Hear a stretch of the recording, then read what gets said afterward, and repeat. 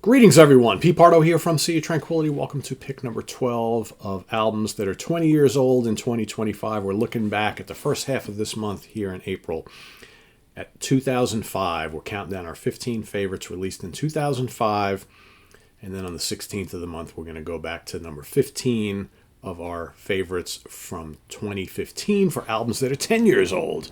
Right? Those little babies, those little kids, they're only 10 years old. We maybe don't know them as well as some of these other ones, but they're great nonetheless. So yeah, split month, 2005, 2015.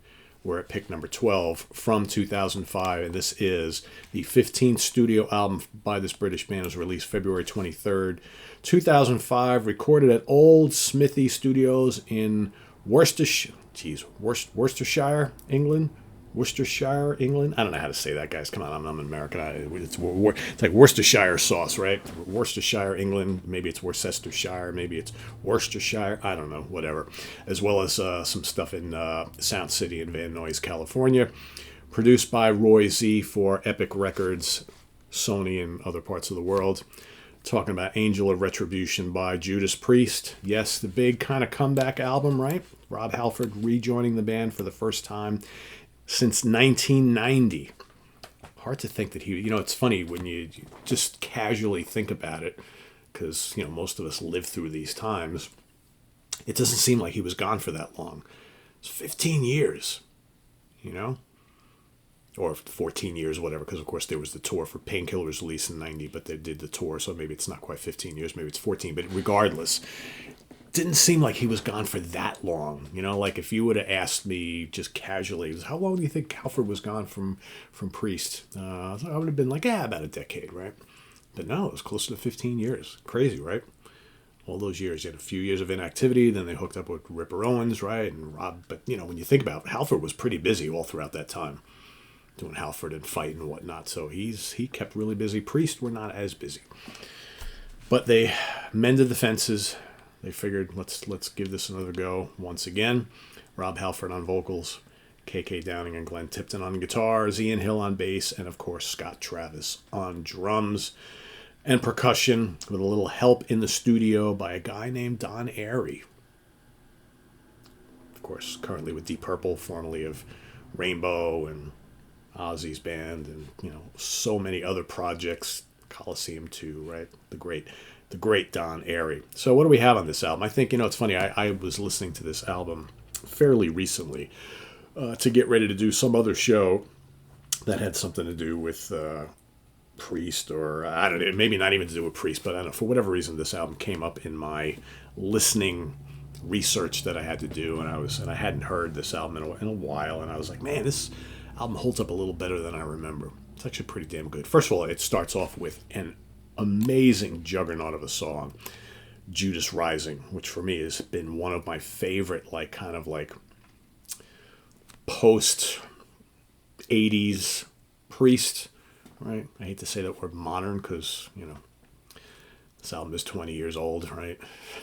But it's not all that modern, but you know what I'm talking about. Not 70s or 80s, not classic era, right?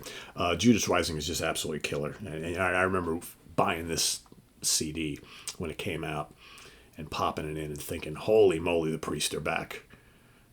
Because, those two Ripper albums, not a huge fan. There's some okay stuff on there. But overall, it's like I'm not a huge fan. And I'll be frank, I really didn't keep up with a lot of the stuff that Halford was doing either. I like some stuff here and there. I know a lot of people really dig a lot of that Halford solo stuff or the fight stuff. I like bits and pieces of it. But to me, these guys needed to be back together for it all really to click. Deal with the Devil is so much fun. It's groovy. It's catchy. Great song. Revolution is killer. Worth fighting for. Demonizer is another, cliche as it is. Demonizer is a really great metal track, and Halford is singing up a storm on there. You got the great Wheels of Fire and Angel. You got Hell Rider. Hell Rider's so good. Then the quick eulogy, and then of course the big Loch Ness at 13 minutes and change. For me, Loch Ness is overly long. I think if that was shortened up to a 4 or 5 minute track, it'd be much better. It's just got this kind of I don't know, melancholy, melodicness, that to me exemplified maybe a lot of the things that they were going to do on the Nostradamus album, which in the not too distant future from this. But otherwise, cut down Loch Ness, because as it is, this album is about 52 minutes long. Cut down Loch Ness in half, and you've got a really, really strong 45-minute album. I really do like this album a lot. I think it's quite good. So what do we got? Charts and things. Australia at number 58. Austrian charts number 10. The Belgium charts on the Flanders side, 37. The Belgian charts on the Wallonia side, 89. Danish charts number 19. Dutch album charts, 46. French charts, 43. In Finland, number 6. Pretty good. Germany, number 5.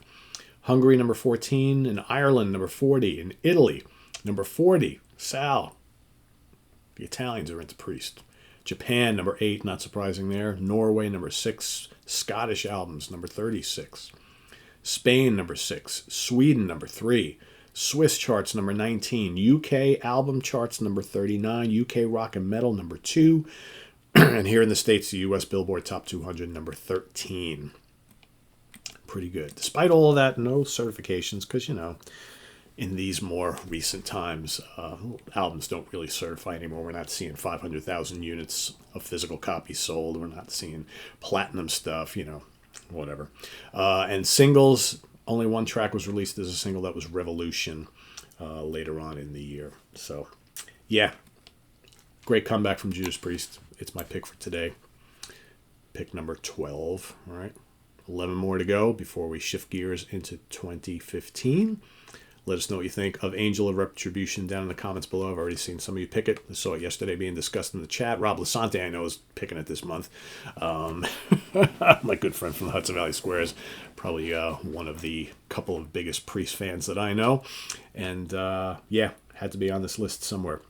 So, thanks for watching. Visit us on the web at www.seatranquility.org. We're on Facebook, we're on YouTube, all together, all the damn time. Coming up in just a little while, Rick Labonte and I will be getting back together to do our monthly show, Live Album Love. We're going to be talking about those bands whose definitive release probably is a live album, or as close to being definitive, right? We're not saying they don't have other great albums, but man, most people always talk about that live album. Will Judas Priest show up on that show? I'm not saying, but I think you know the answer to that. So that's coming up in just a little while. We got Ken Golden, Professor's Picks later on this afternoon. We've got 4 Fusion Friday tonight. We've got the UK Connection tomorrow. Another really cool show. And we've got Ranking the Albums on Sunday of Phil Collins' solo catalog. So that's all coming up this weekend. Everything's been recorded, ready to go. I just got to load it up on the channel, so you'll be seeing it pop up over the course of today. So everything's ready. And, of course, tomorrow we'll be going to pick number 11 here. So, so stay tuned for that and all more stuff. Next week is busy, too. We've got Hudson Valley Squares on Monday and the Prague Seat on Tuesday. Right? We got Friday morning at the Funhouse next week. We've got more Professor's Picks.